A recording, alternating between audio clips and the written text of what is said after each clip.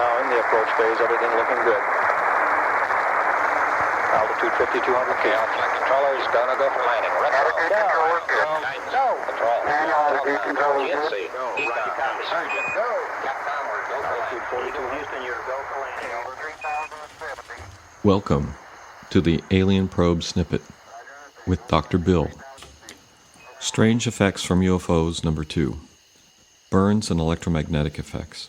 Baltimore, Maryland, October 26, 1958.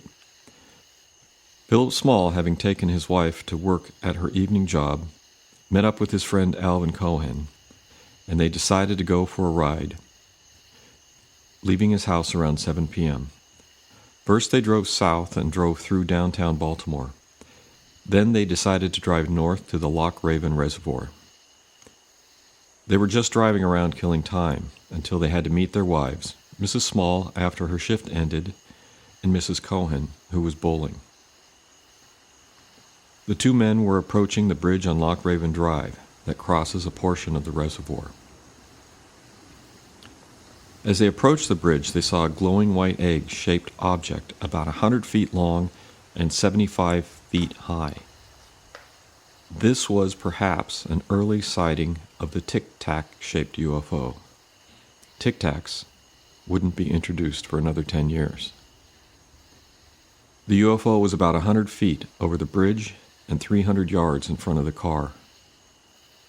They slowly approached the UFO in the car to about 75 to 100 feet when the headlights went out and the engine stopped. They both got out of the car and crouched behind it. The UFO brightened, then flashed brilliantly. They felt a wave of heat against their faces and heard a thunderous explosion.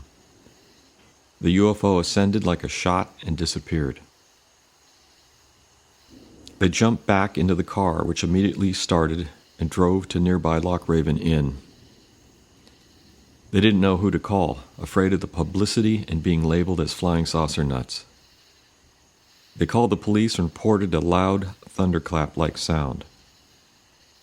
Once the police arrived and interviewed them, they noted that the men were sober and scared to death. They also noticed that their faces had become hot and parched as if sunburned. They told the police the full story of what they had seen, and after examining the site, the police found nothing unusual. Fearing radiation burns, Small and Cohen went to St. Joseph's Hospital and were told the hospital had no equipment to check for radiation. The story came out because of the police report. Small talked with an investigator from NICAP, the National Investigations Committee on Aerial Phenomenon. He told the investigator that his face was still burned and the skin was beginning to peel. The Air Force file lists the case as unidentified.